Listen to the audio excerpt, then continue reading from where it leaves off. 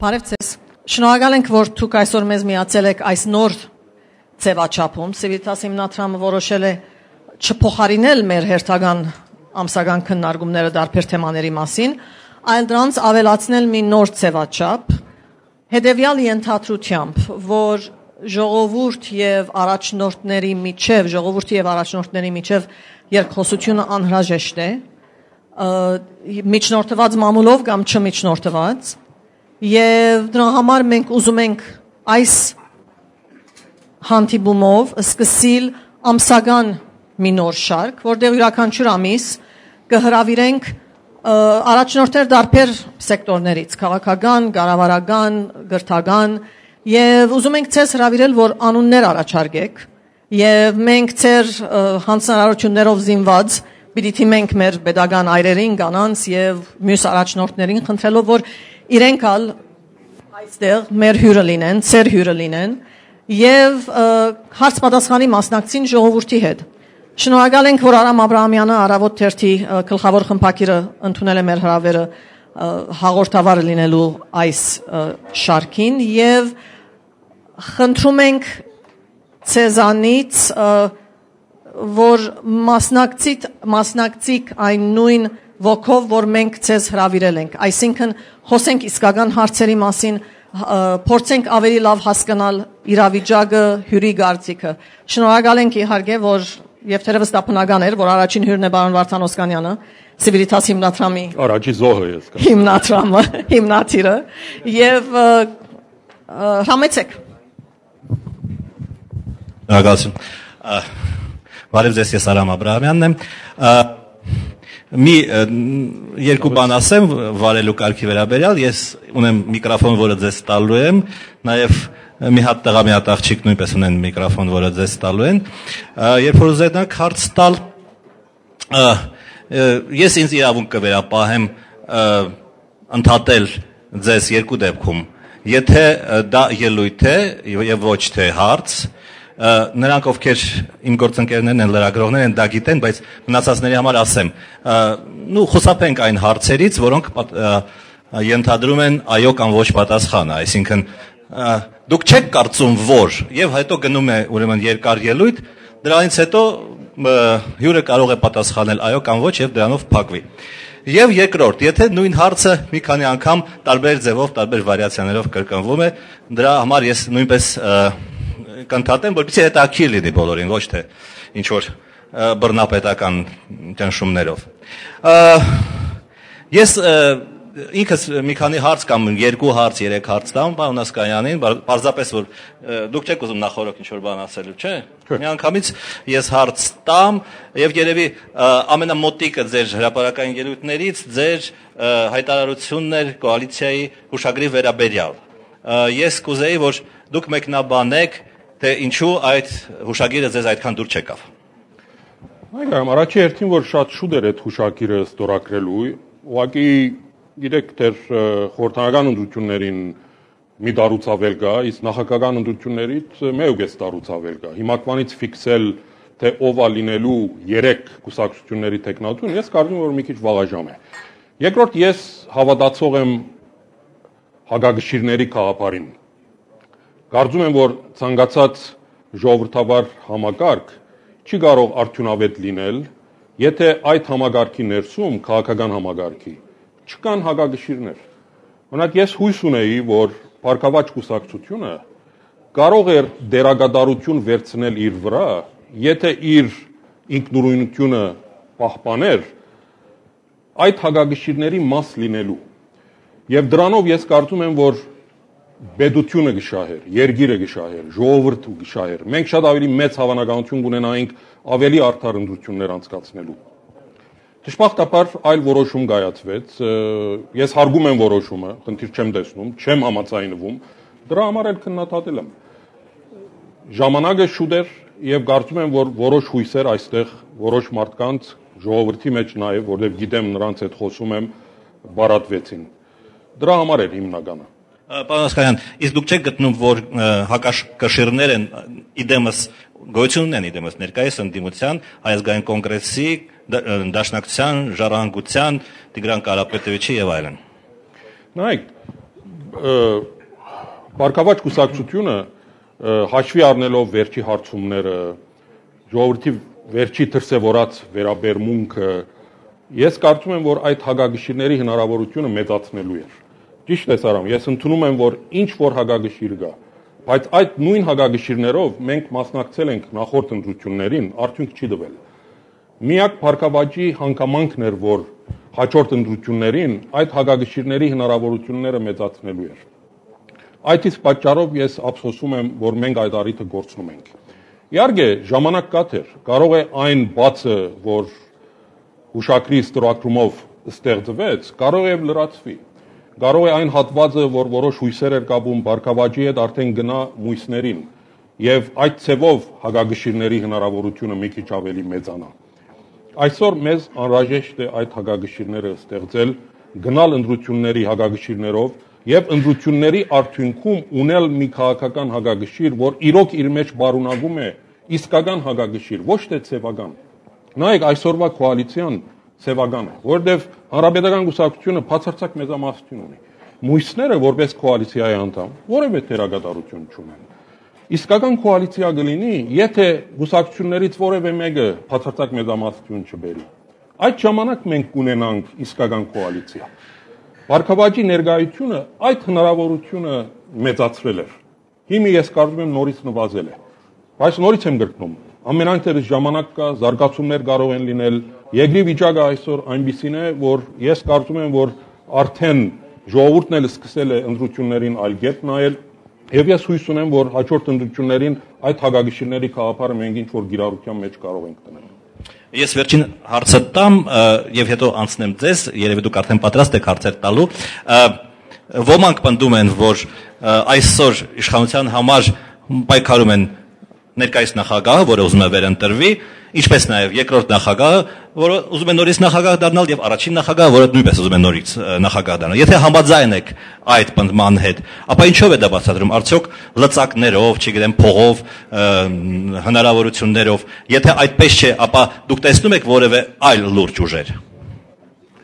Ես արամ մի փոքր դարբերակում անենք խորհրդանական ընտրությունների եւ նախագահական ընտրությունների։ Ես հագագշիրների մասին երբ խոսում էի, նկատի ունեի խորհրդանական ընտրությունները,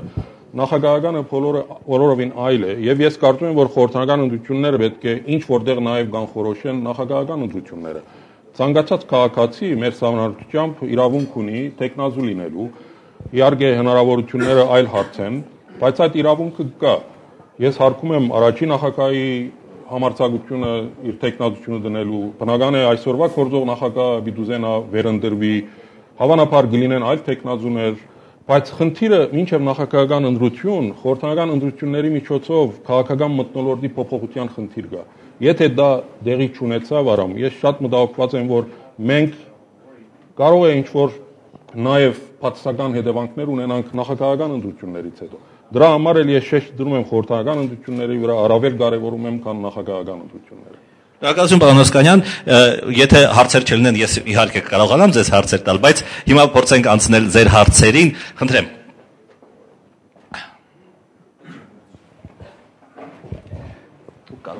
Աղեսյան Արտակ, քաղաքագետ, ողջունում եմ ձեզ, պարոն Օսկանյան։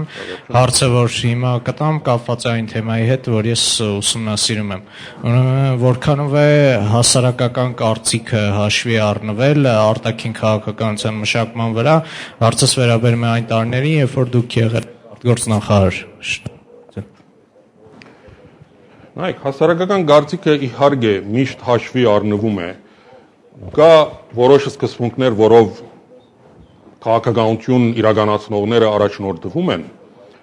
բայց նաև հաշվի առնվում հանրային կարծիքը։ Սա բնական է։ Մեր պետության համար արտաքին քաղաքականության կարևորագույն խնդիրների շուրջ իմ ժամանակ կոնե կարծեք թե ընդհանուր համընկնում կար մեր պատկերացումների, մեր մոդեցումների եւ հասարակական կարծիքի։ Եվ Լեռնային Ղարաբաղի հարցում, եւ հայ-թուրքական հարաբերություններում, եւ առհասարակ մեր վարած նաեւ դարաշրջանային քաղաքականության։ Այնպես որ այդ հարցը երբեք կոնե իմ առաջ սուր չէր դրվել։ Չէր եղել մի կայլ, որ ես հիշեմ, որ ինչ որ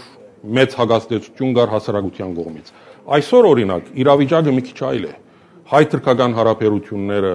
բավական փաստական հագաստեցություն առաջացրեցին։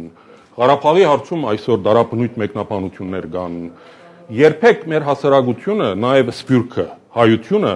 այսքան բաժանված չի եղել արտաքին քաղաքական հարցերի շուրջ, քան երբևիցե։ Մեր ժամանակ այդ հարցը շատ սուր չէր։ Այսօր ինչպեսի հաշվարկումներ են արվում այդ կարծիքի նկատմամբ, ես դժվարանում եմ ասել։ Իմ դպավորությունը քոնե հայ թրքականից այն էր, որ այդքան էլ հասարակության կարծիքը հաշվի չառնվեց։ Իշխանությունները փաստորեն առաջի օրվանից ինչ որ որոշել էին, հակառակ հասարակական կարծիքին, որի իմ համոզմամբ մեծամասնությամբ դեմ էին, թեկուզ եւ չնչին, բայց մեծամասնությամբ, սա իմ խորը համոզմունքն է, ամենայն իշխանությունները գնացին փաստաղուտի ստորագրման եւ նաեւ հայտարարեցին, որ պատրաստ են վավերացման։ Խնդրեմ ձեր հարցերը։ Ես դες կմոտենամ։ Հակոբ Սարգսյան, իմ հարցը հետևյալումն է, որտեղից է գալիս ձեր հույսը, թե Բարգավաճ Հայաստան կուսակցությունը պետք է հակակշռի դեր կատարի։ Ոչ նրա կուսակցության ղեկավարն է քաղաքական հասուն գործիչ, ոչ կուսակցության անդամներն են, կուսակցության բոլոր անդամները պաշտոններ են այսօր զբաղեցնում, որտեղից է գալիս ձեր հույսը։ Արդյոք այդ հույսը նրանից չի գալիս, որ ձեր ժամանակ, ոնց որ ասում են, Բարգավաճ Հայաստանը իշխանական պրոյեկտ է եղել։ Արդյոք ձեր հույսը այն ժամանակվանից չի գալիս։ Չէ, գիտեք, նախորդի հետ բացարձակ կապ չունի իմ մեկնաբանությունները։ Ես առաջնորդվում եմ միայն ու միայն այսօր արգա իրավիճակից։ Գիտեք, այսօր ինչ որ քաղաքական մի խմոր կա։ Մենք պետք է դրա հետ աշխատենք, եթե ուզում ենք ինչ որ մի լավ product ունենանք։ Քաղաքականության մեջ նոր ուժերը պատահականորեն կամ միանգամից չեն ստեղծվում, չեն ծնվում, օդից չեն գալիս։ Այսօր ունենք ինչ որ ունենք։ Եվ ճիշտ է, դա ծնունդն է մեր հասարակության, մեր քաղաքական գործունեության, այս 20 տարիների մեր ինչ որ աշխատանքի։ Բայց մի հատ որ նայում եք այսօր հրապարակում ինչ կա, եւ նաեւ մի բախ պատկերացնում ենք, որ մենք ինչ ենք ուզում անենք, ուր գնանք, ինչպիսի համագարկ ստեղծենք, ինչպիսի պետություն, արդեն այլընտրանք չունես, քան մտածել, թե այս եղած ուժերով ինչպիսի վերաթասավորումներ կարելի է անել, որպեսզի այս քաղաքական մոնոպոլիան, որ այսօր քերիշխող է դարձել, ինչ որտեղ չեզոքացնել։ Գիտեք, իմ խորը համոզմամբ Հայաստանի այսօր ամենամեծ խնդիրը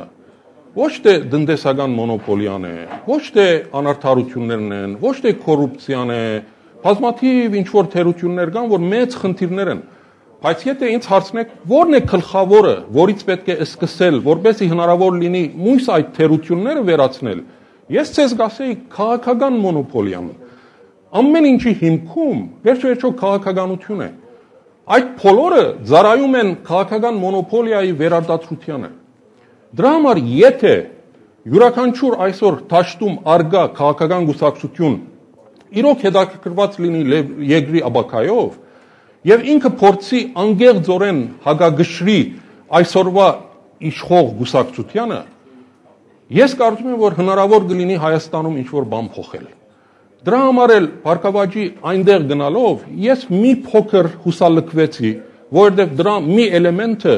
փաստորեն գնաց այն կողմ եւ իրավիճակը մի քիչ ավելի բարդացավ։ Այսքանը ես չեմ ուզում գուսակցություններին գնահատականներ տալ, չեմ ուզում մտածել, թե ինչպիսի հետին մտքեր ունեն, ով ում է ծառայում։ Ես առաջնորդվում եմ բարձրապես արգա վիճակով, արգա խմորով։ Եթե մենք կարողանանք ճիշտ մշակել, ես կարծում եմ, որ հնարավոր է ինչ-որ մի product տալ, որը կարող է ավելի լավ ծառայել երկրին, ժողովրդին։ Խնդրում եմ այս երիտասարդ աղջկան տվեք։ Միկրոֆոնը վերցրու։ Մարդիկ եմ, Հանրապետական Գագիկ Մելիքյանը լսելով ձեր քննադատությունները ասում է, որ դրանք քաղաքական կուրություն եւ մանկամտություն են եւ ճիշտ է, որ դուք այսօր արտաքին քաղաքականության մեջ չեք։ Ինչ եք կարծում, ինչի մասին է խոսում նման վերաբերմունքը ձեր նկատմամբ Հանրապետական կուսակցության կողմից։ Նայեք, իմ քննադատությունները ճիշտ է, Հանրապետական կուսակցությունը շատ ցավով է ընդունում։ Անկեղծ ասած, ես դրան բացատրություն չունեմ։ Ես խորհուրդ կտայի իրանց հարցնեք, թե ինչի այդպես ցավով են ընդունում։ Այդքան բան, ես այսօր խնդրեմ։ քաղաքական կուրություն եւ մանկամտություն են համարում, ձեզ դրա մեջ են մեղադրում։ Դրա մասին ինչ ունեք ասել։ Գիտեք, ես նույնիսկ դրան չեմ ուզում մեկնաբանություն տալ, այն մարդ ազատ է ինչպես կուզենա որակի։ Ես այսօր, գիտեք, լինելով իշխանության մեջ, ներքին խոհանոցը լավ իմանալով եւ նաեւ իմ պատկերացումները ունենալով երկրի աբակայի մասին, ես այսօր մատնանշում եմ, քննադատում եմ այն երևույթները, որոնք գտնում են, որ բացասական են եւ խանգարում են մեր երկրի նորմալ զարգացմանը։ Եվ ես դա շարունակելու եմ անել եւ արտաքին քաղաքականության հարցերում եւ ներքաղաքական։ Նայեք, 20 տարի է անցել Հայաստանի անկախությանը։ Այս տարի մենք 20-րդ ամյակն ենք տոնելու։ Ես համոզված եմ, որ իշխանությունը մեծ շուկով պետք է դոնի դա։ Միան մենք դրական բաներ ենք լսելու, բայց ես կարծում եմ, որ 20-ամյակը նա է մեզ խորհելու առիթ պետք է լինի։ Մենք պետք է կարողանանք ստապ գնահատական տանք մեր անցած ճանապարհին, թե այս անցած 20 տարիներին մենք ինչն ենք սխալ արել, ինչն ենք ճիշտ արել, մեր սխալներից ինչպես կարող ենք սովորել եւ ինչ կարող ենք անել, որ հաջորդ տասնամյակը Հայաստանի զարգացման համար լինի ավելի արդյունավետ։ Այսօր նայում ես իրավիճակին, իսկապես բավական բարդ է։ Մարդիկ ուղղակի հուսալքված են, երկիրը թողնում եւ հեռանում են։ Սա երևի մեր ամենամեծ թշպախտությունն է։ Ինչ որտեղ սա պետք է կանգնացնել։ Այդ կանգնացնելու միակ ճանապարհը ազնվությունն է մեր նկատմամբ։ Ճիշտ գնահատական տալն է մեր անցած ճանապարհին եւ կարողանալ ճիշտ ուղենիշ ներկայացնել, թե հաջորդ տասնամյակում երկիրը ինչ ուղղությամբ պետք է գնա։ Միան այդ հույսի արգայության թեփքում է, որ ես կարծում եմ մեր ժողովուրդը կարող է հավատք ունենալ, մնա երկրի ներսում եւ իր ներդրում բերել երկրի զարգացմանը։ Շնորհակալություն, խնդրում եմ, այո։ Խավատյան Հայկ, պան Արմենյան նետ գործակալություն։ Պարոն Օսկանյան, վաղը Հայ ազգային կոնգրեսը իր միտինգ հանրահավաքն է կազմակերպել եւ որոշ ներկայացուցիչներ Հայկի պնդում են, որ պետք է Հայաստանում կրկնվի Եգիպտոսի, Թունիսի սցենարը, դիմում են, ասում են կտոր քայլերի են դիմելու։ Ըստ ձեզ վաղ հնարավոր այդպիսի հեղափոխության փորձ կամ որևէ բախումներ կլինի վաղը թե ոչ։ Հենց վաղը կլինի թե չէ։ Չէ, որտեղ վաղը տարեդարձն եւ որոշ ներկայացուցիչներ դա էլ ասում են։ Իրեք, ես այդ հարցին ընդհանուր պատասխանեմ, չգիտեմ վաղը իսկապես ինչ կլինի, բայց ես իրոք չէի ուզենա, որ Հայաստանը նման ցնցումներից անցնի։ Մեր ժողովրդին դա պետք չի։ Եթե այդպիսի ցնցումներ լինեն, այնինչ որ այսօր Լիբիայում է տեղի ունենում, ինչ որ Եգիպտոսում եղավ, արաբական աշխարհում է տեղի ունենում, մեր երկիրը տարիներ, նույնիսկ տասնամյակ կարող է հետ գցի։ Իսկապես մեր ժողովրդին դա պետք չի։ Բայց ես այստեղ ուզում եմ մի բան ձեր ուշադրությանը հրավիրել, որ այն երևույթները, որոնք պատճառ հանդիսացան արաբական աշխարհում այս ցնցումներին, այս հեղափոխություններին, այդ նույն խնդիրները այսօր արգա են Հայաստանում։ Քաղաքական մոնոպոլիա, կոռուպցիա, աղքատություն, բոլոր փաթսական երևույթները, գործազրկություն, հարստության գուտակում ինչ որ փոքր մարդկանց ծերը։ Այս բոլորն են, որ պատճառ են հանդիսացել այսօր արաբական աշխարհում ժողովուրդը ոտի կանգնելու։ Դժբախտաբար այդ երևույթները այսօր նույնպես արգա են Հայաստանում։ Նորից եմ գրկնում, ես գոչ չեմ անում, որ մենք այդ ճանապարհով գնանք։ Քավլիցի, ես չէի ուզենա իսկապես, որ մեր ժողովուրդը այդ ցնցումներից անցնի։ Բայց այն ինչ որ կատարվում է արաբական երկրներում, պետք է ահազանգ լինի մեր բոլորի համար։ Առաջի հերթի իշխանություններին, ինտիմությանը եւ հասարակությանը, որ վերջը այդ խնդիրներին պետք է լուծում տալ, որտեղ մի օր իրոք դա կարող է բայթել։ Եվ մենք պետք չէ հասցնենք այն վիճակին, որ մենք հետո զղջանք, որ թողել ենք իրավիճակը հասնի այնտեղ, որ մեր ժողովուրդը մասսայական արդեն դուրս գա եւ երկիրը դանի ցնցումների ճանապարհով։ Խնդրում եմ փոխանցեք։ Բարև ձեզ, Մարիամ Ավակյան, ես ներկայացնում եմ ադրբեջանահայության լիազոր ներկայացուցիչների համագումարը։ Այսօր մենք ցեղասպանության թանգարան ինստիտուտում ունեցանք մեր կազմկոմիտեի ընդլայնված նիստը, որտեղ հնչած հարցերը ես կուզեի փոխանցել նաև այստեղ։ Մեկ հարց խնդրեմ։ Առաջինը իմանանք մեկ հարցով դժվար է։ Առաջինը մեկ հարցին թող պատասխանի, հետո տեսնենք։ Մենք տեղյակ ենք, որ 2002-ից 3 թվականներին եւ ավելի շուտ նույնիսկ բազմիցս հարց է բարձրացվել արտաքին գործոս նախարարության, ինչպես նաեւ գիտությունների ազգային ակադեմիայի դեմ, թե ինչպիսի համապարփակ ուսումնասիրություն կա Ադրբեջանում հայության նկատմամբ բռնությունների շուրջ եւ որևէ պատասխան այդ օրերից մինչեւ հիմա չկա եւ այդպես էլ հայ փախստականությունը դուրս մնացին բանակցային որևէ գործընթացից։ Ձեր հարցը խնդրեմ։ Հիմա ասում եմ, օրակարգ երբևէ դա չմտավ մինչև օրս։ Այն պարագայում, երբ որ նույնիսկ Crisis Group-ը իր ռասիստական վերլուծականով, որ այդ տարածքներում հայերը չպետք է ապրեն, նկատի ունեն ազատագրված տարածքները, 2003-ից այս կողմ մեր պետական քաղաքականությունը տարվեց այնպիսին, որ այդ տարածքները վերջնականապես բերեցին նրան, որ հիմա կասեմ, մոտ 8000 վերաբնակիչ է մնացել։ Մենք Civitas հիմնադրամին ուղարկել ենք մեր որոշ նամակներ, որտեղ մենք փորձում ենք պարզաբանում մտցնել մեր մոտեցումներին, հարցի լուծման, թե ինչպես ենք մենք տեսնում այդ հարցը։ Հուսով ենք, որ դուք ծանոթացել եք դրանց հետ։ Հարցը հիմա այսպիսին է. ինչպիսի մոտեցումներ եք տեսնում, որպեսզի հայ փախստականությունը մտնեն օրակարգ, մասնակցեն բանակցային գործընթացին, եւ երկրորդ հարցս. տեսնում եք արդյոք համագործակցության, որպես անձամբ դուք, որպես փորձառու եւ նախկին պետական գործիչ եւ քաղաքական գործիչ, ինչպիսի համագործակցության ճանապարհներ եք տեսնում ադրբեջանայության հետ։ Շնորհակալություն։ Շնորհակալություն, խնդրում եմ այսպեսի հարցեր չտալ, այսինքն հենց սկզբից հարց տվեք, ոչ թե նախաբան։ Դուք Նայեք, փախստականների հարցը ես կարող եմ վստահեցնել ձեզ, որ միշտ էլ օրագարկի վրա եղել եմ։ Առաջնային այդպես խնդիրներից չեն եղել, որովհետև մինչև այնտեղ հասնելը բազմաթիվ այլ հարցեր ընդհանուր եզրերի պետք է բերվեին, որպեսզի արդեն սկսեինք կենտրոնալ նաև փախստականների հարցերի վրա։ Բայց որ օրագարկային հարց է եղել փախստականների հարցը երկուստեք, կարող եք դրան վստահ լինել։ Ոնց կարող եք պատկերացնել, որ Ադրբեջանը անընդհատ որ իր 1 միլիոն այդ սուտ թվով հանդես էր գալիս եւ անընդհատ խոսում էր փախստականների մասին, հայկական կողմը ինչ որ դրան արձագանքանք չլիներ իր փախստականների մասով։ Սա ուղղակի բացառված էր, որովհետեւ շեշտադրումները ղարքավիճակի վրա էր, բادرազմի կանխման եւ նաեւ այլ խնդիրների հրաբարակային չէր դառնում այնքան փախստականների խնդիրը։ Բայց ես կարող եմ ձեզ հանգստացնել եւ վստահեցնել, որ այդ հարցը միշտ եղել է։ Այնինչ որ դուք Civitas ուղարկել եք, պետք է խոստովանեմ, որ թեր ես չեմ ծանոթացել։ Հիմա խոստանում եմ ձեզ, եթե դա հասել է մեզ, վստահ եմ իմ գործընկերները կներկայացնեն, կծանոթանամ, դրանից հետո միգուցե կարող ենք նաև հանդիպել եւ խոսել հետագա համագործակցության համար։ Ռեծանարա մեդիամաքս գործակալություն, պարոն Օսկանյան, ձեր վախտով շատ ակտիվ օգտագործում էր կոմպլեմենտարիզմ բառը, այսինքն ասում էր Հայաստանը իր արտաքին քաղաքականությունով առաջնորդումը կոմպլեմենտարիզմի սկզբունքով։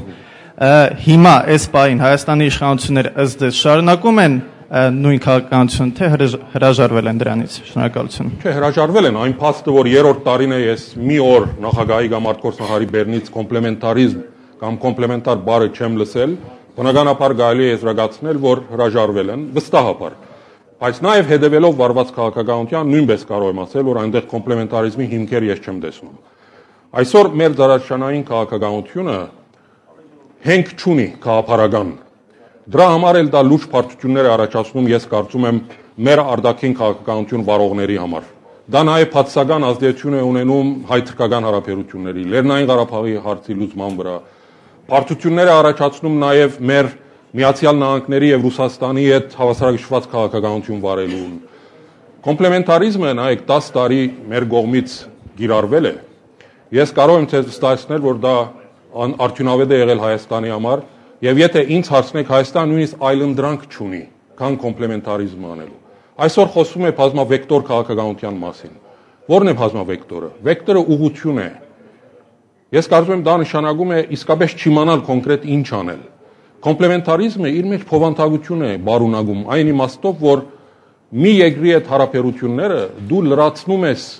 մի այլ երկրի հետ հարաբերություններով կոնկրետ ինչ որ ոլորտում, որպեսզի առավել մեծ արդյունավետություն ունենա երկրի համար։ Սրա մեջ փոխանցագություն կա։ Հավասարակշռված քաղաքականությունն ալ նույն կոմպլեմենտարիզմը չէ։ Տեր-Պետրոսյանի ժամանակ ասում էր մենք վարում ենք հավասարակշռված քաղաքականություն։ Մենք բերեցինք կոմպլեմենտարիզմը, այսօր ասում է բազմավեկտոր։ Թվում է թե միան բարաբաշարն է փոխվել, բայց գիտեք, փոխանցագային լուրջ փոփոխություն կա։ Հավասարակշռված քաղաքականությունը ենթադրում է, որ եթե ինչ որ Ռուսաստանի հետ մի բան արեցիր, արդեն անկախ դրանից թե պետք ունես թե չունես, մտածում ես ոնց անեմ հավասարակշռեմ դա Միացյալ Նահանգների հետ, որպեսզի հանկարծ մեկը մյուսը չնեղանա։ Դա ինքնանպատակ քաղաքականություն է։ Կոմպլեմենտարիզմը խորը փոխանցագային, իսկ բազմավեկտոր քաղաքականությունը ընդհանրապես իմ կարծիքով կոնկրետ ինչ որ բան չի ենթադրում,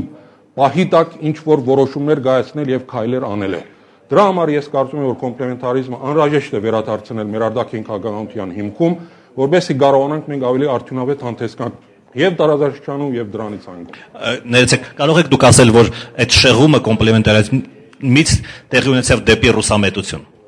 Նայեք, ընկալման առումով քոնե արամ, այդպես է։ Այսօր ես հաճախ կատակով նաեւ ասում եմ, որ այսօր կոմպլեմենտարիզմը գիրառվում հագարակ ուղղությամբ։ Եթե նախկինում եւ Միացյալ Նահանգներից եւ Ռուսաստանից մենք հավասարապես դրական ինչ որ իմպուլսներ ունեինք, այսօր ճիշտ հակառակն է։ Միացյալ Նահանգները համարում է, որ մենք Ռուսաստանի ֆորփոսն ենք։ Ռուսաստանը համարում է, որ մենք Միացյալ Նահանգների հետ պետք է ազից ավել ինչ որ հարաբերությունների մեջ ենք մտել։ Օրինակ, ես կարծում եմ, որ վաղաժամկետ, երբ դեռ 10 տարի գա ռուսական բազաների երկարացման համար, հիմակվանից արդեն մեզ բարդատրվեց կամ խնդրվեց եւ մենք համաձայնվեցինք 40 տարով արդեն երկարացնել։ Սա ես կարծում եմ այդ կոմպլեմենտարիզմի քաղաքարի բացակայության պատճառներից մեկն է, երբ անորոշություն կա քո տարածաշրջանային քաղաքականության մեջ, նաեւ վստահության գորուստ կլինի այդ մեծ պետությունների կողմից։ Շնորհակալություն։ Բարև ձեզ, պարոն Ոսկանյան, Գևորգյան Արամայիս, Եվրասիական գիտնականների միության անդամ, դասախոս։ Մի հարց, դուք ես գիտեմ, որ երկար տարիներ մեր տարածաշրջանի տարածքում եք ուրեմն եղել եւ այլն։ Ինձ մի հարց է հետաքրքրում, չեք կարծում դուք, որ ժամանակը վաղուց անցել է, որ մենք պետք է ստեղծենք Թուրքիայի ինստիտուտ, որը շատ կարևոր կլներ եւ շատ հարցերի պատասխաններ մենք կստանայինք այդ ինստիտուտը ստեղծելու։ Ձեր կարծիքը։ Շնորհակալություն։ Միանշանակ, գիտեք, հագարագործին ինչքան մենք լավ իմանանք, ինչքան լավ ճանաչենք, այդքան արդյունավետ կլինի մեր ներգրավվածությունը իրեք հագարագործի հետ։ Կասկած չկա, այսինքն ես չգրտնեմ, իհարկե լավ կլինի, որ լինի ինստիտուտ, օսմանագիտությունը ես կարծում եմ նաև պետք է վերագենթանացնել, ժամանակին եղել է։ Այսօր օսմանակետներ Հայաստանում գրեթե չկան։ Մադի վրա 1 կամ 2, ես մի հոգու անուն միան գիտեմ։ Այնպես որ այդ հարցը հրատապ հարց է եւ մենք անպայման կարծում եմ, որ ինչ որ բան այդ ուղղությամբ պետք է անենք։ Այնպես որ այստեղ ես 100% ծեր գնահատականի հետ համաձայն եմ։ Շնորհակալություն, Հարություն։ Շնորհակալություն, Հարություն Խաչատրյան, նույն տապան հալած շաբաթաթերթ։ Ես սկզբից կձևակերպեմ հարցը, քանի որ այդպես պահանջվեց, եւ հետո մի փոքր բացատրություն կտամ, թե ինչու եմ ես հարցը այդպես դնում։ Դուք արդարացիորեն ասացիք, որ կարևորագույն քաղաքական խնդիրը, որ այսօր ծառացած է մեր առջև, դա քաղաքական մենաշնորհի վերացումն է եւ այդտեղ դուք հույս դրեցիք Բարգավաճ Հայաստան կուսակցության հետ։ Իմ հարցը հետեւյալն է. արդյոք դուք հույս չեք տածում նրա հետ, որ այդ մոնոպոլեն որոշ չափով գոնե մեղմացնելու գործում իր դերը կունենա Հայ ազգային կոնգրեսը եւ Տեր-Պետրոսյանի շուրջը խմբված քաղաքական ուժերը ընդհանրապես։ Բացատրեմ, թե ինչու եմ ես այս հարցը այսպես ձևակերպում։ Նախորդ խորհրդարական ընտրություններում 2007 թվականին այդ գործոնը փաստորեն չկար։ Տեր-Պետրոսյանի Հայ ազգային կոնգրեսը ըստ էության դեռ չէր պարզապես գոյություն չուներ։ Եվ այն քաղաքական ուժերը, որոնք որ հիմա համախմբված են նրա շուրջը, գրեթե չէին մասնակցում կամ առանց գրեթե չէին մասնակցում այդ ընտրություններին, փոխարենը Բարգավաճ Հայաստանը ձևականորեն մասնակցելով որպես անհատ ուժ, իրեն կարծես թե իրականում ներկայացնում էր որպես Ես հասկացա, պատասխանում եմ։ Իշխող կուսակցության դաշնակիցը ասում էր մենք մեր մասնակցությունը պետք է ունենանք Հայաստանի հաջողություններին, մի խոսքով եթե ես սխալ եմ, խնդրում եմ ինձ ուղղել։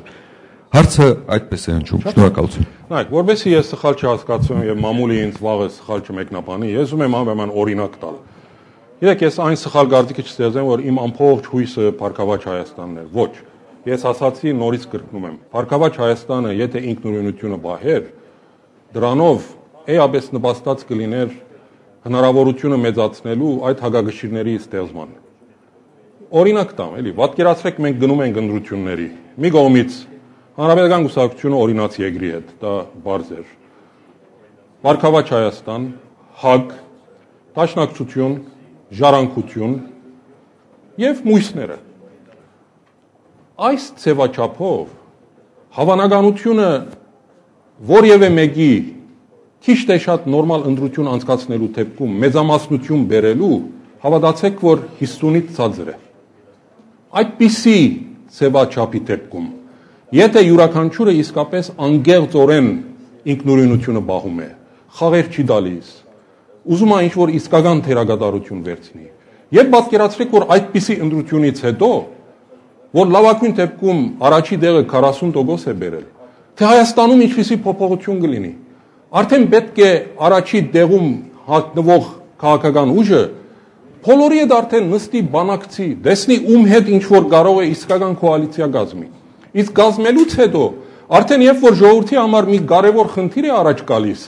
միանշանակ ինչ-որ մի գրասենյակում դա չի որոշվում։ Արդեն այդ կոալիցիան իսկական արժեք ունի, կարող է իր գործիքը հայտնել։ Կառավարությունը կարող է փլուզվի, դաբալվի։ Այսօր նման բաներ Հայաստանի քաղաքական համագարկում իսպար բացակայում է։ Դրա համար ես ասացի, որ եթե Հանրապետական կուսակցությունը ունենար այս գիտակցությունը, չի բնթեր, չի ջնշեր, եթե ջնշել են, չգիտեմ, ասում է, որ համոզելով է եղել։ Բայց գիտակցելով, որ մույս տարբերակը շատ ավելի օգտակար է Եգրին, եւ գնայինք այդ ճանապարհով, մենք իսկապես ինչ որ հնարավորություն կունենայինք մեր քաղաքական համագարկում բան փոխելու։ Այսքանն է իմ ասածը։ Բարի ցանկություն է, կարող է ասեք շատ միամիտ ցանկություն է, բայց որովհետեւ ժողովրդավարությունը այլ համագարկ չունի, չի ստեղծել, եւ ինչ որ մի նոր բան չի լինելու, միակ ճանապարհը դա է։ Իսկ ինչ վերաբերում է այսօր առանցին ՀԱԳ-ը ժառանգության եւ մույսների հետ, արդյոք հնարավոր է այդ հագագշիրը ստեղծի։ Իհարկե հնարավոր է։ Հնարավորությունը մի քիչ ավելի ցածր է Փառքավաճի արգայության դեպքում, քան էր, բայց հնարավոր է։ Եվ ես հույսով եմ, որ իսկապես մենք կգնանք այդ ճանապարհով, որտեղ անհրաժեշտ է այդ հագագշիրը ստեղծելու։ Առաջի հերթին պետք է պայքարել քաղաքական մոնոպոլիայի դեմ։ Համեցեք։ Արմին Ադարփինյան, Ամերիկայի հայկական համագումար, նախ ուզում եմ կոչ անել ավելի կարճ ձևակերպել հարցերը։ Պարոն Օսկանյան, հասկանալի պատճառներով Սփյուռքը ձեզ քաչ ծանոթ է եւ վստահ եմ կիսում եք Սփյուռքին հուզող մտահոգությունները։ Այդ առումով ինչպես կմեկնաբանեք Սփյուռքի նախարար Տիկին Հակոբյանի հայտնի հայտարարությունը խորհրդարանում երկրորդ պալատի ստեղծման վերաբերյալ։ Շնորհակալություն։ Գիտեք, այդ հայտարարությունը ինձ էլ ակնկալի բերեց, որովհետև այդ հարցը ոչ քննարկվել էր Հայաստանում, ոչ էլ հասունացած հարց էր։ Ես կարծում եմ, ինչպես բազմաթիվ այլ հարցերում, այստեղ մի քիչ ինչ որ հապճողականություն է եղել, պահի տակ ինչ որ գիտեք, մի քննարկում, որ դեղի ունեցել է քաղաքական շրջանակներում, նախարարը երևի հայտարարել է դրա մասին խոսել է։ Իհարկե, ժամանակը չի այսօր դրա մասին խոսելու։ Առավել եւս որ այդպիսի հարցեր առաջի անգամ ոչ թե Սփյուռքին պետք է փորձարկվեն, այլ Հայաստանում պետք է փորձարկվեն։ Մեր ժողովուրդը նման կարևոր հարցերի մասին Սփյուռքից պետք չէ լսի, Սփյուռքի նախարարի բեռնից պետք չէ լսի։ Եթե այդպիսի խնդիր կա, նախ պետք է դրվի դա հասարակական քննարկման Հայաստանում, դրանից հետո միայն կարելի է Սփյուռքին ինչ-որ ներգրավել։ Այդ իմաստով, եթե ինչ-որ կոնկրետ ցերացին բացահայտանք ոնց է մեկնաբանում, ու այ կարող ասել, որ մի քիչ զարմացած եմ, որ այդպիսի արդյունք եղել է եւ դա եղել է Սփյուռքում եւ եղել է։ Քաղաքը գիտեք, Հայաստանի նման փոքր երկրի համար շատ կասկածելի է, եթե երկու բալատ պետք է բեք չի։ Ընդհանրապես 3 միլիոն բնակչություն է, 10 մարզերով փոքր։ Դրա անհրաժեշտությունը չկա։ Առավել եւս եթե ուզում ենք ինչ-որ Սփյուռքին ներգրավել, այլ ճանապարհներ կա Սփյուռքին ներգրավելու։ Անպայման ինչ որ դրա համար երկրորդ բալադը ստեղծել, որ նաև Սփյուռքը այնտեղ ներկայացական մարմինն է, ես կարծում եմ, որ դրա անհրաժեշտությունը չկա։ Շնորհակալություն, խնդրեմ։ Արմենեի Վարդանյան, պարոն Օսկանյան, թույլ տվեք ես ձեզ երկու հարց տամ միանգամից։ Հասարակական քաղաքական շրջանակներում ձեր անունը այս կամ այն կերպ կապվում է երկրորդ նախագահ Ռոբերտ Քոչարյանի հետ եւ հնչում են ենթադրություններ նաեւ, որ ձեր գործողությունները կոորդինացվում են հենց նրա կողմից։ Երկարամյա աշխատանքից հետո ինչպիսի շարունակություն են ստացել ձեր հարաբերությունները Ռոբերտ Քոչարյանի հետ անձնական եւ քաղաքական հարթությունում եւ երկրորդ հարցը արխիվում ընտրություններ են Արդյոք պատրաստվում եք հանդես գալ այդ ընտրություններին ինչ ֆորմատով, եթե այո, կամ սատարել այս կամ այն ուժին, շնորհակալություն։ Հարց տվողը լրագրող է երևի։ Այո, Գալա հեռուստաընկերություն։ Նայեք, Հանրապետության երկրորդ նախագահի հետ, Ռոբերտ Քոչարյանի հետ ես 10 տարի աշխատել եմ, դրանից առաջ էլ աշխատել եմ, երբ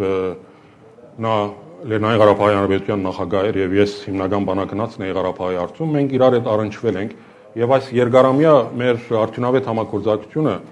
պայմանավորված է եղել դրանով, որ փոխադարձ հարկանք է եղել, փոխադարձ վստահություն է եղել եւ նաեւ փոխադարձաբար իրար հնարավորությունները ճիշտ գնահատում է եղել։ Քոչարյանի հետ իսկապես շատ արդյունավետ եմ աշխատել։ Պաշտոնաթողությունից հետո ես իմ գաբերը Քոչարյանի հետ բախում եմ, բարբերաբար հանդիպում եմ Քոչարյանի հետ, զրուցում ենք երկրի իրավիճակից Միասին որևէ կոորդինացիա չունենք,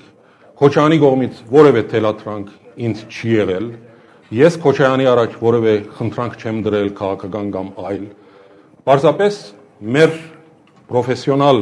այդ համագործակցության բարեկամական շարունակությունն է, բարբերաբար հանդիպումներ ունենալով։ Գիտեք, այդ մեղադրանքը, որ հաճախ ասվում է, որ երբ Քոչարյանը մի բան է ասում, ենթադրում է, որ Քոչարյանի բեռնով ինչ որ ուզում եմ ես իմ բեռնով ինչ որ Քոչարյան ուզում եմ մի բան ասել։ Գիտեք, սա այնքան պրիմիտիվ ենթադրություն է, որ ես նույնիսկ չէի ուզենա արձագանքեի։ Բայց ուզում եմ հետեւյալ կերպ դրան արձագանքեմ, էլի, բայց խոսքը ցես չի վերաբերում։ Այդպիսի մեղադրություններ անող մարդիկ ես կարծում եմ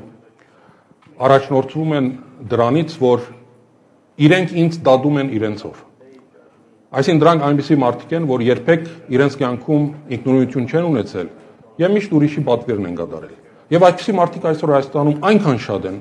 սովետական շրջանից ժառանգված եւ այլն եւ այլն։ Այդ մտայնությունը դժբախտաբար մեր հասարակության մոտ շատ է արմատացած։ Դրանից պետք է հրաժարվել։ Մարդիկ ինքնուրույն են։ Այսօր քաղաքական դաշտում մի կորձիչ է հայտնվում, ինչ որ զանգվածներ են նրան հետևում, ասում են սա պետական պրոյեկտ է, սա ինչ որ սրախաղն է անում եւ այլն։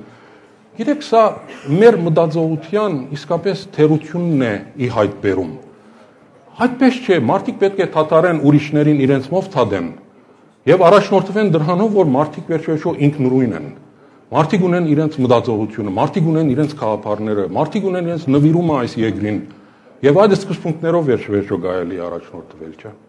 Գործակերը եւս մի հարց տվեց առաջկա ընտրություններին ինչպես մասնակցեք, չեք մասնակցելու եւ այլն։ Նայեք, ես ընտրությունների հետ կապված ոչ խորհրդանական ոչ մի երևի թերևս ամեն որոշում չեմ կայացրել։ Նայած իրավիճակը ինչպիսին կլինի, ինչպիսի զարգացումներ կլինեն, դրանից հետո ես կորոշեմ։ Ճիշտ է, կարող է ասեք, որ արդեն ժամանակը արագ է անցնում, խորհրդանական ընտրություններին շատ ժամանակ չի մնացել։ Ես կարծում եմ, որ ամենից այստեղ ժամանակ կա։ Այդ հաջորդ մի քանի ամիսների ինչպիսի ընթացք ունենան զարգացումները, դրանից հետո ես կորոշեմ, թե իմ անելիքները ինչ են լինելու։ Խնդրեմ ձեր հարցը։ Շնորհակալություն, Էդիկ Հովսեփյան, կարճ կտամ ամենայն դեպս հարց։ Չեք կարծում, որ մենք շատ մեծ կարևորություն ենք տալիս ստորագրված կոալիցիոն ուշադրին, ինչ որ նա արժանի չէ, իմ կարծիքով, եւ դրա բավականին ժամանակ կա։ Նրան ինչով պիտի կոալիցիան որոշեր ճակատագիր, ինչի ճակատագիրը պիտի կոալիցիան որոշեր։ Գիտեք, միգուցե չեմ կարող ասել, բայց վերջ-վերջո մարդիկ ստորագրություն են դրել, դա ինչ որ գիտեք խոստում տալ է, ինչ որ բանի հավատալ է, ժամանակը ամենայն ցույց կտա։ Շնորհակալություն։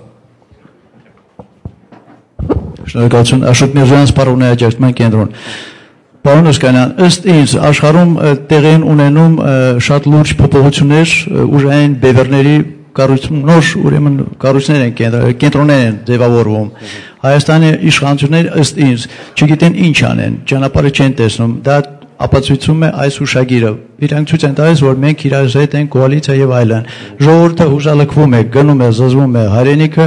իմ կարծիքով կորցանման է գնում։ Այ ցույց է տալիս շատ փաստեր։ Ինչ ձեր կարծիքով որն է այն ուժը, որն է այն գաղափարը ազգային, որ ժողովրդին շուռ կտա դեպի այդ գաղափարը, որն է այն ուժը, որի շուրջ մարդիկ կարող են համախմբվել, կայնել իրենց երկրում եւ ձևափոխում անել։ Այսինքն կարճ ասեմ, ինչպես եք տեսնում դուք այդ քաղաքական մոնոպոլիան ջարդել քաղաքական ձևով, ոչ Եգիպտոսի կամ շրջակայքում։ Նայեք, ես ճանապարհներից մեկը արդեն նկարագրեցի, երբ կոնկրետ արդեն գուսակցությունների անուններ դվի, դա իմ կարծիքով ամենալավ ճանապարհներից մեկն էր։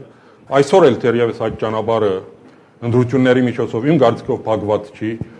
շատ բան գախված է ժողովրդից։ Ժողովուրդը եթե իր անդարբերությունը թոթափի եւ ինքը իսկապես հավատա, որ վերջ-վերջո քաղաքական փոփոխությունն է, որ մյուս փոփոխությունները պետք է բերի եւ ընդրություններին դրսեւորի իր քաղաքացիական բարդականությունը, գնա քվեարկի, հետեւողական լինի իր ցայնին, եթե զգա, որ իսկապես մասսայական գեղձիկներ են եղել, որ դրության ասոցիացիոն վրա է ազդել, իր զայրույթը, իր փողոքը իսկապես բարձրացնի։ Այդպիսով ես կարծում եմ, որ ինչ-որ բան կարելի է անել։ Դժբախտաբար այսօր մեր ժողովուրդը, երբ որ հուսալքվում է, ոչ թե փողոց է գնում, այլ երկիրն է թողում գնում, չէ՞։ Սա է իսկապես մեր ամենամեծ ցավոտ կետը։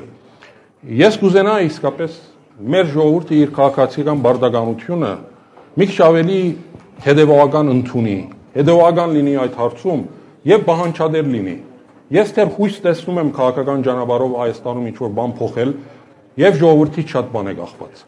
Կոնկրետ ո՞րն է այդ ուժը, որ կարողանա առաջնորդի, այս բանին չեմ կարող ասել։ Նայեք, արաբական աշխարհում ինչ կատարվեց։ Այդ 3-4 երկրներում, որ արդեն մեծ ցնցումներ կան եւ արդեն ակնհայտ է, որ փոփոխություն կլինի, այդ շարժումները առաջնորդ չեն ունեցել։ Այսօր մի հատ դեմք չի հայտնվել։ Սա ժողովրդի քաղաքական, հավաքական գամքի դրսևորումն է եղել։ Այնպես որ դա էլ հնարավոր է։ Սա ես ինչի եմ ասում, որ միշտ մի ակնկալեք, որ ինչ-որ մի լիդեր լինի, մի ակնկալեք, որ ինչ-որ քաղաքական ուժ լինի։ Ժողովուրդը ինքնուրույն էլ կարող է բաներ անել։ Դրա համար ես ասում եմ, ժողովրդից շատ բան է գախված։ Անհադից շատ բան է գախված։ Նայեք, ես իմ քաղաքապարախոսությամբ, քաղաքապարներով լիբերալ եմ։ Լիբերալիզմի հիմքում երկու բան կա. անհատականություն, անհատ եւ անհատի հավասար իրավունք։ Ես հավատում եմ, որ մենք պետք է լավ, նորմալ հասարակություն կառուցենք, որպեսզի անհատը լավ ապրի, ոչ թե ի հաշիվ անհատի։ Վերջը գալիս է անհատին, գալիս է քեզ։ Դուք պետք է մտածեք, որ ինձ համար ինչ է արվում։ Իշխանությունը պետք է մտածի, որ կոնկրետ այս քայլը անելով դա անհատի վրա ինչպիսի ազդեցություն է ունենում, ոչ թե հասարակության վրա, անհատի վրա կոնկրետ։ Այդ սկզբունքը լիբերալիզմի հիմքերից մեկն է, եւ եթե մենք դրանով առաջնորդվենք, կարծում եմ, որ քաղաքական ինչ-որ հեղաշրջում կարող է լինել մեր մտքերում։ Շնորհակալություն, Վիկտորիա։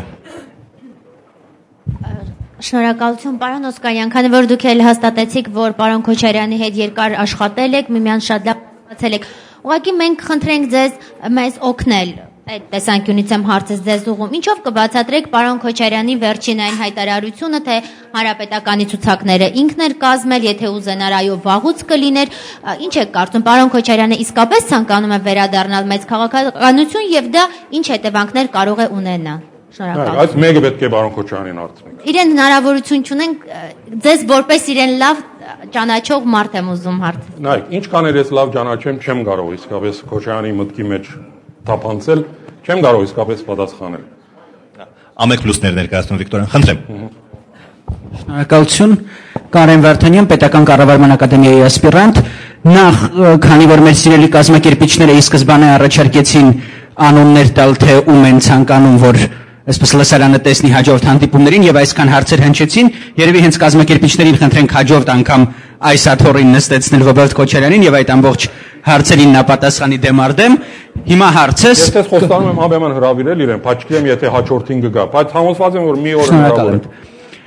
Ուրեմն հարցս այսպեսին է, չեք կարծում արդյոք, որ վերջին տարիներին, այսինքն ինչու վերջին տարիներին, ամբողջ երևի թե վերջին 20 տարիների ընթացքում մեր քաղաքական մենաշնորհի ձևավորման հիմնապատճառը եղել է այն, որ մենք հիմնականում այսպես ականատես ենք եղել տարբեր անհատների կամ նեղշահերի շուրջ խմբված խմբավորումների պայքարին եւ ականատես չենք եղել տարբեր գաղափարախոսությունների միջև պայքարին եւ հակված չեք պնդելու, որ քաղաքական մենաշնորհը, ինչպես այստեղ ասացին, ջարդելու հիմնական մեթոդն է պայքարը գաղափարական դաշտ տանելը եւ ինչ է կարծում ինչ պիտի անել այդ տանելու համար։ Շնորհակալ եմ։ Բնականաբար քաղաքական պայքարը կարևոր է, ճշմարտ տարիների ընթացքում իրոք մեր քաղաքական պայքարը ոչ թե քաղաքարների շուրջ է եղել, մենաշնորհի շուրջ է եղել է անհատների իշխանության շուրջ։ Ես կարծում եմ, եթե մենք արդեն կարողանանք քաղաքական մենաշնորհը ինչ որտեղ ջարդել, բնականաբար քաղաքախոսությունը առաջին պլանի վրա արդեն կհայտնվի։ Այսօր, երբ կոալիցիան ցևական է, եւ հնարավոր չի արդեն կոալիցիայի ներսում քաղաքական լուրջ տարագործություններ ունենալ, բնականաբար դա երկրորդ պլան է մղված։ Բայց հենց որ այդ մոնոպոլիան ջարդվի, լինեն իսկական կոալիցիաներ, եւ ես համոզված եմ, որ այդ բարակային համոզված եմ, որ քաղաքականը արդեն առաջնային կդառնա։ Նայեք, ես երբ հագագիշիրների մասին խոսեցի, ուզում եմ այնտեղ նաեւ մի լրացում անեմ, էլի։ Հագագիշիրը միայն չի նշանակում, որ երկու ուժեր կամ մի քանի ուժեր քաղաքական համագարկում իրար պետք է հագագշրեն։ Գա նաև ինքնահագագշրման գաղափարը։ Երբ քաղաքական ուժերը համոզվեն, որ ժողովուրդը իսկապես ընտրությունների միջոցով ի վիճակի է կարող է իշխանություն փոխել, բնականաբար արդեն ինքնահագագշրման մեխանիզմը նույնպես կաշխատի։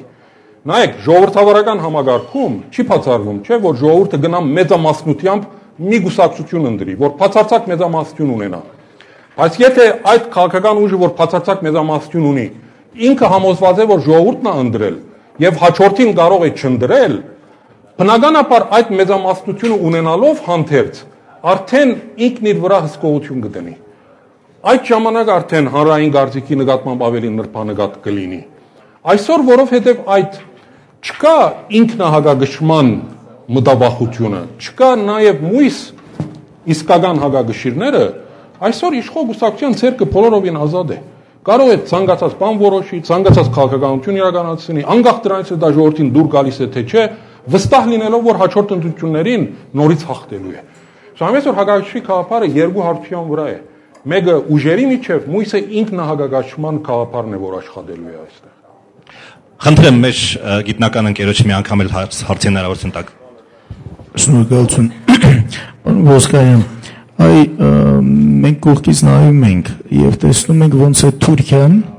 իմ հարցերը ես խնդրում եմ ճիշտ հասկանալ, ավելի ֆունկցիոնալ, ես ֆունդամենտալ հողի վրա եմ իջնում։ Թուրքիան ինչպես է, այսպես ասած, իր շահերը եւ իր քարտերը շահում Աֆղանիստանում, Մերձավոր Արևելքում, չեք կարծում դուք, որ մենք մեր ապագայի համար կարող ենք, հիմա կակրաս ես կարծում եմ, սա իմ սուբյեկտիվ կարծիքն է, մեզ չի եկել ժամանակ, որ հիմա մենք էլ փորձենք ինչ որ առևտրատնտեսական հարցեր, ինչ որ քաղաքական ոլորտի հարցեր լուծել նույն արաբական երկրների հետ, որոնք մեր կողքն են, ես կարծում եմ դուք ծանոթ եք իրենց տնտեսությանը։ Ես ի նկատի ունեմ ամենահասարակ տարական էլեմենտար, օրինակ պարենային խնդիրներ կան որոշ, ես կարծում եմ իրանք էլ, մենք էլ իրար կարող ենք պիտանի լինել։ Հա, ինչ եք կարծում, կարճ ասած, կարող ենք օգտագործելով այս ժամանակը եւ այս իրավիճակը տիրող արաբական երկրներում, այսպես կոպիտ կհնչի, բայց մենք մեր օգուտը քաղենք այդտեղից։ Նայեք, ես անգլիազորեն շատ չհասկացա իսկապես միտքը ինչ էր։ Չգիտեք, հետո որովհետեւ ժամանակ չխլենք, ես անպայման որ սուրճի վրա մոդեցեք, ես անպայման ուղղակի բադական պատասխան չտալու համար եմ ասում։ Այլ հարցեր։ Օ։ Կրկնություն, նոր մարտիկ չկան հարց տվող։ Խնդրեմ։ Կան։ Ուրեմն 2.5 տարի անց էր Civitas հիմնադրամի ստեղծումից ի վեր, սակայն այս բազմաթիվ դիսկաշնների ժամանակ չգիտեմ ինչի հարց չտրվեց, որ civility-ս նշանակում էր պատասխանատու քաղաքացի եւ ասենք առաջի հերթին ոնց որ հասկանում էի ձեր կազմակերպությունը ստեղծվել էր նպաստելու համար քաղաքացիական հասարակություն civil society անով ձեր կարծիքով հարցը հետեւյալն է ձեր կարծիքով այս 2.5 տարվա ընթացքում հաջողվեց դա ձեզ անել, այսինքն քաղաքացիական հասարակության ստեղծման եւ ոնց կգնահայտ եք, ինչ եք նկատում, այսինքն հետադարձ կապը կա, տեսնում եք, այսինքն արդյունքները։ Ես կարծում եմ, որ թեկուզ եւ փոքր, բայց մենք մեր լուման ունեցանք այդ հարցում։ Ես դեղաշարժ տեսնում եմ, ճիշտ է, գիտեք, մենք մեր նախաձեռնություններն ենք անում, սայթ ունենք, դրանով տարածում ենք, թերևս լայն թափանցում չունենք հասարակության մեջ։ Լայն խավերի եւ շրջանակների չենք կարողանում ներգրավել, բայց ամենայն թեպս թեկուզ եւ փոքր քայլերով ես կարծում եմ, որ մենք ինչ որ առաջընթաց արձանագրում եմ։ Ես գոհ եմ այս 2.5 տարվա մեր կորձունեությունից, կարծում եմ, որ եկող տարի, այս տարի մենք շատ ավելի ակտիվ կլինենք, մեր հնարավորությունները ավելի մեծացել են։ Ամենակարևորը այս 2.5 տարիների ընթացքում civilization շուրջ շատ լուրջ թիմ է հավաքվել, նվիրված մարդիկ, որոնք հավատում են այն ինչին, որ մենք անում ենք, գիսում են մեր մոդեցումները, եւ ես համոզված եմ, որ այս տարի եկող տարի civility շատ ավելի գլսեք եւ մենք կարողանանք ավելի մեծ ազդեցություն ունենալ հասարակական ուրեմն գիտակցության վրա եւ կներգրավենք ավելի լայն խավերի։ Եթե նոր մարդիկ չկան, երկրորդ հարցի հնարավորություն տանք, խնդրեմ։ Պարոն Օսկանյան, հասարակության ընկալման մեջ եւ հատկապես ընդդիմադիր հատվածի կողմից դուք համարվում եք եթե ոչ մարտյան իրադարձությունների, մարտի 1 իրադարձությունների, եթե ոչ անմիջական պատասխանատուն, ապա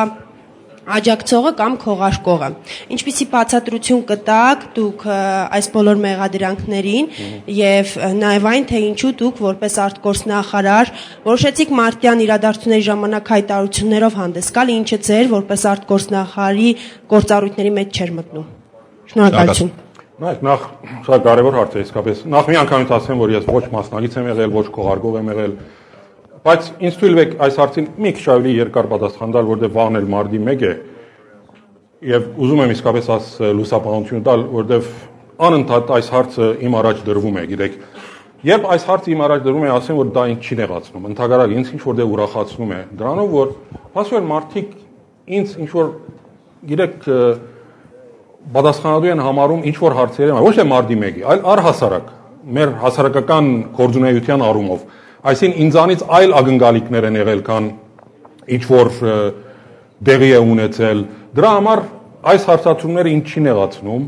ինչ որտեղ ասացի, նույնիսկ կողունակություն է տալիս։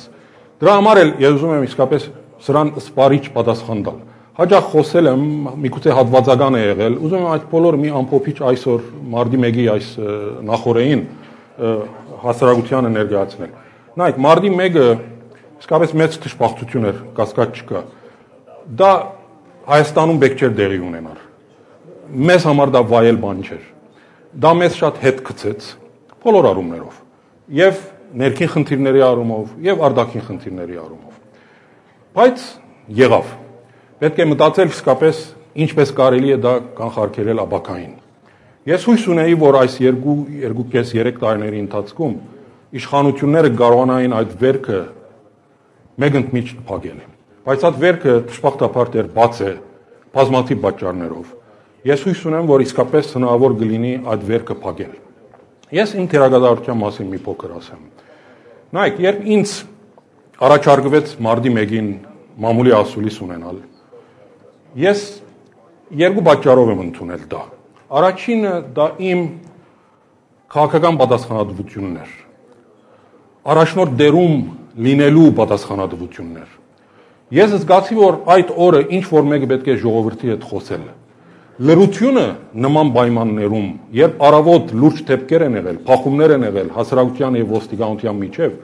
եւ արդեն մեծ զանգվածներ են գուտակվում մի այլ դեղ, եւ բուրըն ինչ որ այսպես բաներ կան, գրքեր են փոփոխվում։ Լրությունը ամենավտանգավոր բանն էր, որ կարող է լինել։ Առաջինը իմ այդ օրվա առաջնորդներից լինելու պատասխանատվության գիտակցությունն էր, որ մղեց, որ ես ընդունեմ, որ այդ ելույթը ունենամ։ Երբ ես ելույթ ունեցա ժամը 6-ն էր, առավոտվա դեպքերը եղել էին, զոհեր չկային, ճիշտ է, փախումներ էին եղել, վիրավորներ կային, Բայց թերևս գրագոց չէր եղել։ Առաջի գրագոցը ժամը 9-ին տեղի ունեցավ։ Ժամը 6-ին ես ելույթ ունեցա։ Այդ պատասխանատվությունը ինձ մղեց։ Բայց դա բավարար չէր։ Ես Հանրապետության նախագահի առաջ այդ օրը շատ մի լուրջ պայման եմ դրել։ Այն, որ նախագահը պետք է խոսք տա ինձ, որ ես իմ մամուլի ասիլսում հայտարարելու եմ, որ նախագահը պատրաստ է ընդդիմության հետ երկխոսության նստելու այս պահին, միասին այս ծանր վիճակից ելքեր գտնելու համար, որ ինքը պետք է համաձայն լինի դրան։ Միայն այդ պայմանով ես այդ ելույթը ունենամ, մամուլի ասուլիսը կանցկացնեմ։ Ասեմ, որ նախագահը համաձայնվեց դրան։ Եթե իմ մամուլի ասուլիսը նայեք YouTube-ի վրա է, այնտեղ ես ասում եմ, ես նախագահից թույլտվություն ունեմ, համաձայնություն ունեմ, որ նախագահը պատրաստ է երկխոսության, եւ ես գոչ եմ անում ընդդիմությանը նախաձեռնել, մոդենալ մեզ, որպեսզի մենք կարողանանք միասին ելք գտնենք այդ ծանր վիճակից։ Ես ինձ այդ օրը համարում եմ գանխարգելման փորձ անող ինչ-որ անհատ, ոչ թե մասնագից, մեղսագից, ինչ-որ բան ժողովրդին խաբելու, բացատրելու, բացարձակապես այդպիսի բան չի եղել։ Նայեք, իմ նույնիսկ շրջապատի մոտ մարդիկ հաճախ ասում են, որ նայեք, այս հարցը շատ է ծանրացել ձեր վրա, միգուցե կարելի է իսկապես ներողություն խնդրել։ Նայեք, ես ներողություն խնդրելու բացարձակ խնդիր չունեմ, ներողություն կարելի է խնդրել, բայց ներողությունը, որպեսզի ազնիվ ներողություն լինի, անգերց ներողություն լինի, նախ ես պետք է հավատամ, որ ինչ-որ սխալ բան եմ արել։ Երբ որ ես չեմ զգում, որ սխալ բան եմ արել, ներողություն խնդրելը անազնիվ կլինի։ Թե չէ կարելի է ներողություն խնդրել, այս հարցը բագել, նույնիսկ հերոսանալ, որ վերջ-վերջո ազնիվ մարդ կա այս հասարակության մեջ, որ ինչ-որ ներողություն է խնդրում։ Բայց այդ ներողությունը անգերց չի լինի, ազնիվ չի լինի, որտեղ դա սուտ կլինի, որտեղ ես չեմ զգում, որ սխալ բան եմ արել։ Նախ ասեմ, որ եթե ես զգայի, որ սխալ բան եմ անում, այդ ժամանակ չէի անի։ Սա է իրականությունը։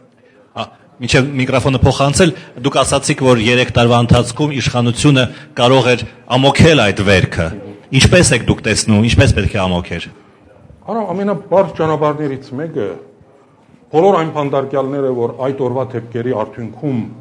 ազատազրկվել էին անհատները, նրանց միանշանակորեն պետք է բաց թողել։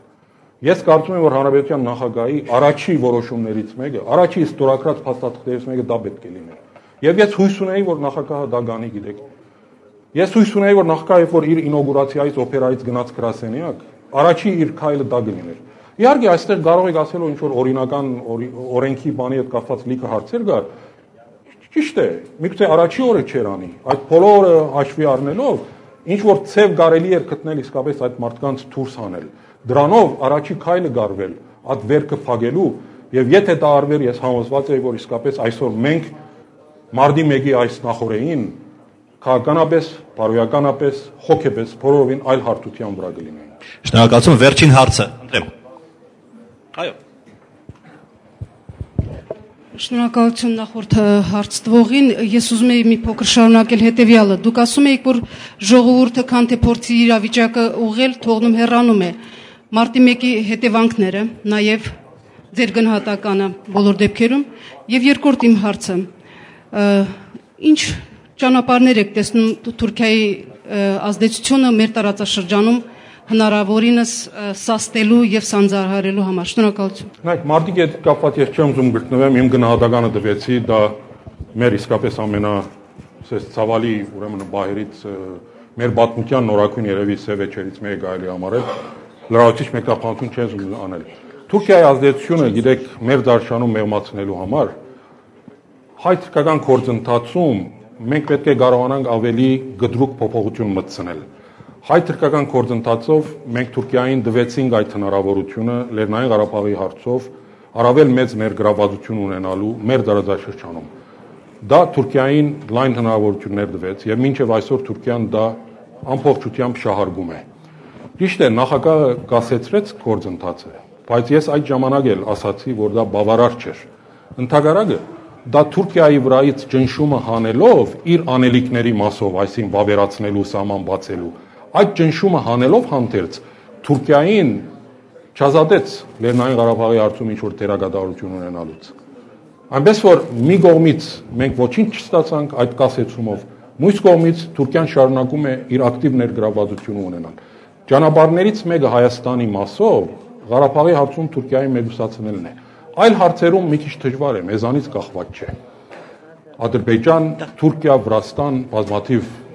ծրագրեր են իրականացնում, երկաթգիծ են կառուցում,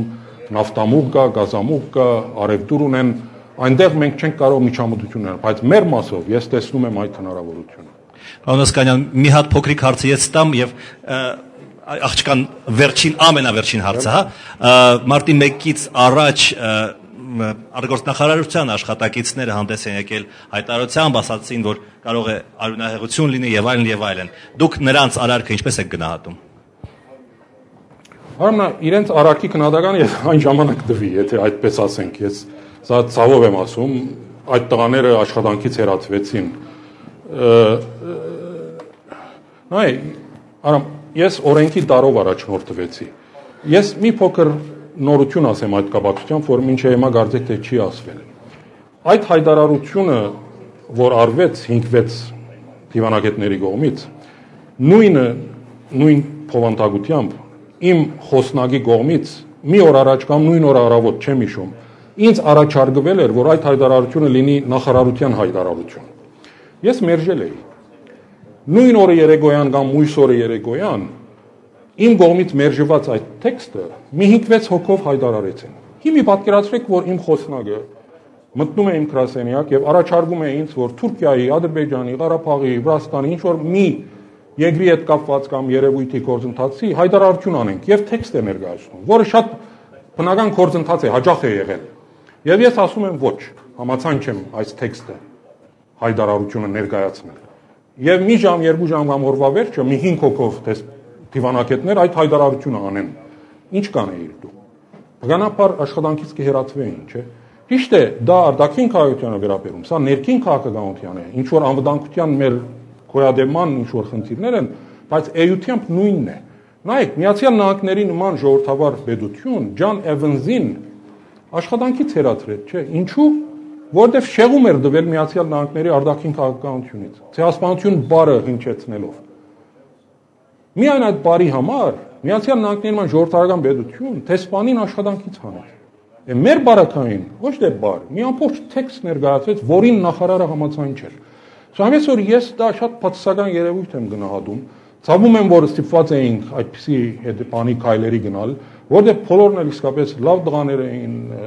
ներդրում ունեին, հետաքային թերանելիք ունեին այդ նախարարությունում, դժբախտաբար այդպես է։ Վերջին հարցը, ամենավերջին։ Մի ճշտող հարցն է։ Ինչ եք կարծում մարտի 1-ի դեպքերից հետո ձերբակալվածները քաղբանականներ, որ կարծում եք պետք է ազատ արձակեին նրանց եւ այն խնդիրները, որ նշում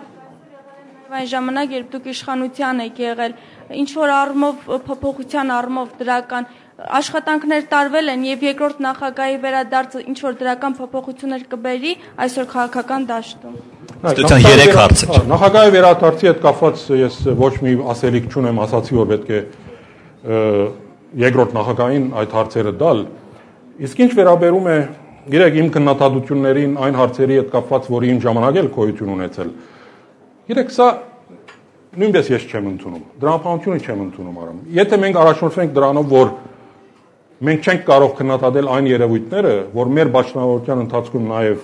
գոյություն են ունեցել, սա նշանակում է, որ այսօր քաղաքական թաշում գտնվողներից որևէ մեկը շատ ինչ որ մի ճնչին բացառություններով որևէ մեկը որևէ հարցի շուրջ ինչ որ քննադատություն պետք չէ կարողան անել, որտեղ բոլորը Տիկնան Կարապետյանը, որտեղ բոլորը ինչ որ ցևով այս կամ այն իշխանության մաս են կազմել։ Ես այդ դրամապանությունը չեմ ընդունում։ Դա շատ պրիմիտիվ մեկնաբանություն է։ Պետությունները, հասարակությունները այդպես չեն ձևավորվում եւ զարգանում։ Ես գտնում եմ, որ յուրաքանչյուր անհատ, որ իր պաշտոնավարության ընթացքում եղել է անգերց, եղել է ազնիվ, իր պաշտոնը չի օգտագործել իր անձնական հարստացման համար, ամեն տեսակ հարց բարձրացնելու այսօր բարոյական իրավունք ունի։ Անկախ դրանից թե այդ հարցերը իր պաշտոնավարության ընթացքում ինչպիսի դրսևորումներ են ունեցել։ Մույսը որն էր։